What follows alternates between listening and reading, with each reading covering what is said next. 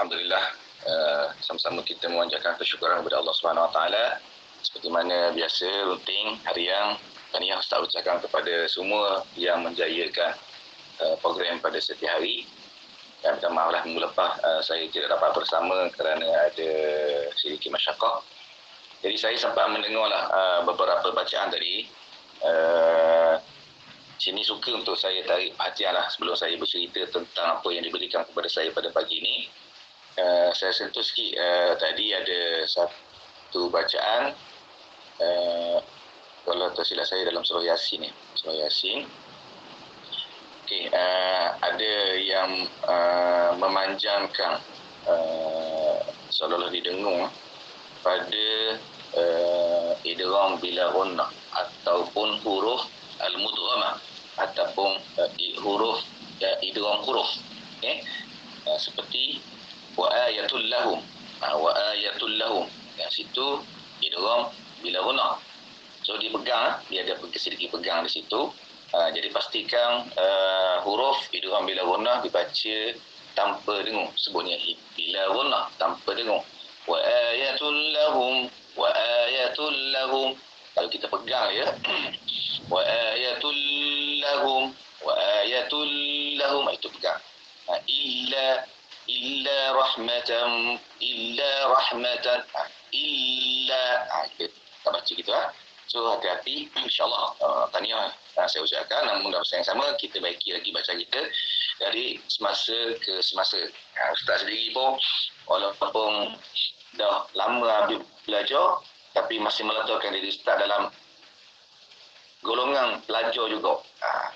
Dah habis dah Ustaz, dah habis dah bertalaki dari dua kali khatam dah dengan beberapa imam, insyaAllah minggu depan setakat sama lagi kita laki 30 juzuk dengan Syekh Ustaz untuk riwayat ataupun untuk imam asing pula, seperti mana yang tajuk diberikan pada Ustaz pada hari inilah.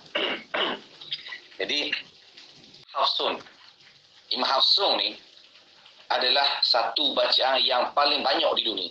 Dikatakan hampir 80% penggunaan seluruh dunia.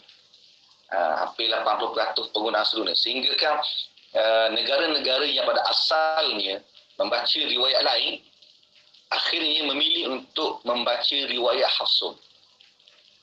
Hafsun ni sangat special. Dikatakan lebih 80% penggunaan seluruh dunia. Siapa Hafsun ni? Hafsun ni, Hafsun ni dia adalah anak murid kepada Asim. Sebab itulah bagi kita pembaca Al-Quran dan khususnya bagi kita yang mengikuti kelas kemahiran Al-Quran secara khususnya ataupun mana-mana pelajar yang terlibat dalam pembelajaran Al-Quran, dia mesti tahu aliran bacaan. Sebagaimana yang Ustaz terangkan pada 2 minggu lepas, kita mesti tahu aliran bacaan kita. Aliran bacaan torik apa yang kita baca sekarang. Kita kena tahu. Jadi sebagaimana yang Ustaz terangkan pada 2 minggu lepas, torik ataupun aliran bacaan ni dia seperti satu mazhab lah kalau kita tengok dalam bidang fiqh. Jadi dalam bacaan Al-Quran kita namakan dia torik ataupun aliran bacaan. Aliran bacaan.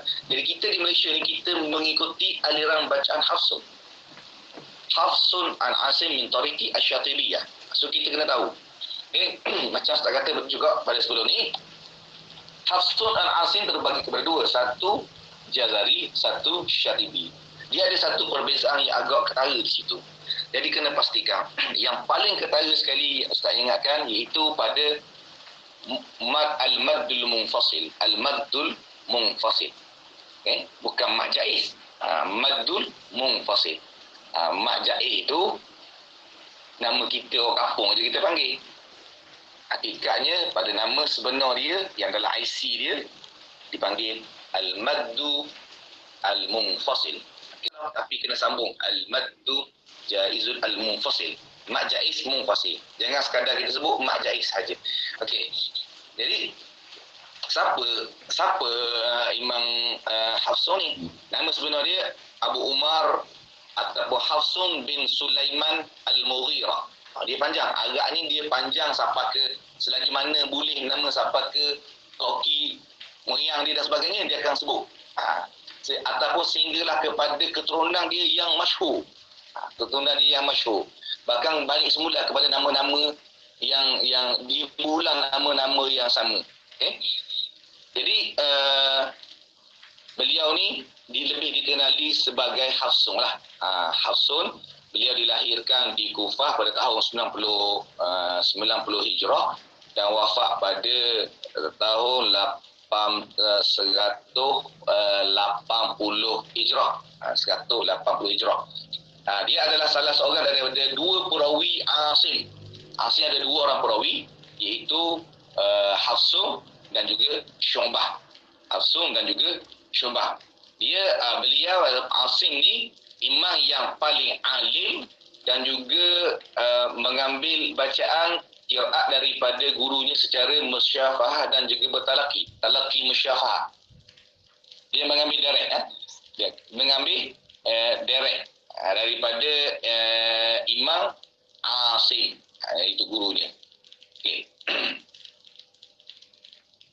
Ataupun Imam Hafsun ni, dia merupakan seorang imam yang diguna pakai lebih daripada 80, macam mana Ustaz katakan tadi, 80% bacaan di seluruh dunia. Banyak sangat. Dan dikatakan kenapa bacaan Hafsun ni popular. Okey, kenapa bacaan Hafsun ni popular? Saya bagikan beberapa poin beberapa poin. Antaranya, yang pertama iaitu sanad qiraat Hafsun ni berakhir dengan 5 orang sahabat Nabi sallallahu alaihi wasallam. 5 orang sanad. Maknanya dekatlah. Di antaranya Abdullah bin Mas'ud, Sayyidina Ali bin Abi Talib, Zaid bin Sabit, Sayyidina Utsman bin Affan, itu anak, dan juga Ubay bin Ka'ab. 5 orang. Sanad dia yang paling dekat. Yang kedua, versi bacaannya mirip kepada tulisan Resah Utsmani dan perbezaannya tidak banyak. Sebagaimana yang kita baca sekarang ni, itu Resam Utsmani, Resam Utsmani, dan juga bila kita baca situ, kita bagilah mana-mana mereka yang baru belajar Al-Quran, mereka boleh baca sebagaimana ditulis. Nak kabarnya, nak bagi tahu di sini bahawa betapa mudahnya bacaan riwayat Hafsun. Berbanding dengan riwayat-riwayat yang lain mengalami beberapa perubahan. Contohnya dalam surah Yasin. Dalam surah Yasin, wa ayatul lahum anna hamalna zurriyyatahum fil fulkil mashhun. Ada qiraat lain yang membaca wa ayatul lahum anna hamalna zurriyyatihim fil fulkil mashhun. Dalam surah Yasin juga, wa ja'alna min baini aydihim saddan wa min khalfihim saddan fa aghshaynahum fahum la yubsirun. Ada qiraat lain baca wa ja'alna min baini aydihim suddan wa min khalfihim suddan fa aghshaynahum fahum la yubsirun. Di situ sebagaimana yang tidak ditulis. Tapi Resam Utsmani ni dalam riwayat Hafsun ditulis kama quri'a, sebagaimana yang dibaca. Seterusnya yang keberapa tadi Yang kedua seterusnya. Okey. Tidak banyak bacaan yang khilaf dalam riwayat Hafsun. Tidak banyak. Seperti orang kata ada 2 ataupun 3 riwayat. Ada beberapa tempat saja. Contohnya seperti fama atani Allah dalam surah Naml. Dalam surah Naml bila kita wakaf dia, kita boleh wakaf dengan 2 wajah. Fama atan ataupun fama atani. Dia tak berapa banyak. Berbanding dengan kira-kira lain yang agak banyaklah wajah bacaan itu. Begitu juga dalam beberapa kalimah-kalimah yang lain lah. Seterusnya dikatakan versi bacaan Imam Hafsun ni, kenapa penyebarannya telah berlaku begitu besar sehingga kan dikatakan lebih 80% penggunaannya, antaranya adalah disebabkan oleh pemerintah dan juga mazhab itu sendiri. Seperti contoh, Imam Abu Hanifah yang lahir pada tahun 80 Hijrah tu, ketika zaman beliau mazhab ni adalah mazhab Abu Hanifah lah. Dan beliau membaca mengikut versi Imam Hafsun. Sebagaimana juga Imam Syafi'i rahimahullah taala dikatakan beliau membaca dengan riwayat Kalau tak silap Ustaz, Ibnu Katsir. Ibnu Katsir. Kalau salah boleh betulkan. Jadi, mazhab dan juga aliran bacaan yang berbeza. Seperti Imam Abu Hanifah tadi, beliau adalah sezaman dengan Imam Hafsun. Beliau adalah sezaman dengan Hafsun. Walaupun mazhab ketika itu digunakan mazhab Abu Hanifah, Imam Abu Hanifah menggunakan bacaan riwayat Imam Abu Hanifah memang dia gunakan riwayat Hafsun. Saya bertukar dengan Imam Syafi'i tadi. Jadi beliau adalah sezaman dengan Imam Hafsun dan juga Imam Asim. Dan ketika itu juga pemerintah yang ketika itu menggunakan Imam Hafsun. Jadi kalau kita lihat sini, peranan pemerintah dan juga mazhab juga memainkan satu peranan dalam penyebaran bacaan riwayat Hafsun ini sendiri. Dan juga seterusnya antaranya adalah percetakan dan juga penyebaran Al-Quran, penyebaran bacaan itu sendiri. Kalau kita lihat cetakan Al-Quran, cetakan mushaf ini dicetak dalam bentuk resam Utsmani dan mengikut riwayat Hafsun. Kalau siapa-siapa yang pernah pergi ke Madinah, pergi buat umrah Mekah, pernah pergi ke Madinah, pernah mengziarahi. Saya pernah bawa jemaah-jemaah umrah pergi mengziarahi kilang percetakan mushaf di Madinah. Masa kita orang buat ziarah, kita orang bincang dengan jemaah siapa yang nak pergi, kita pergi sama-sama dan di sana kita lihat percetakan macam mana mushaf-mushaf itu dicetak dan disiapkan. Dan di situ juga sebenarnya mereka mengeluarkan pelbagai versi. Macam dengan Ustaz sendiri, Ustaz ada cetakan Ibnu Katsir, cetakan Abu Amru, cetakan Warshun, cetakan Qalun, yang kita ambil daripada di pusat percetakan tu lah. Siapa-siapa yang berpeluang selepas ni, selepas lebih COVID ni pilih sana, ambil peluang lah pergi ke sana. Kenapa Imam Hafsun baca Imam Hafsun ni banyak diguna pakai? Itu kerana Imam Hafsun tu sendiri banyak mengajar di tempat-tempat yang masyhur. Yang mana ketika itu antara tempat penyebar Al-Quran yang masyhur adalah di Baghdad, di Kufah dan juga di Mekah tu sendiri. Jadi itulah lebih kurang. Jadi baca Hafsun ni sangat ramai penggunaan. Betullah bila kita baca, kita pun dengar orang lain baca, lebih kurang je sebab bacaan itu ramai yang diguna pakai di seluruh dunia.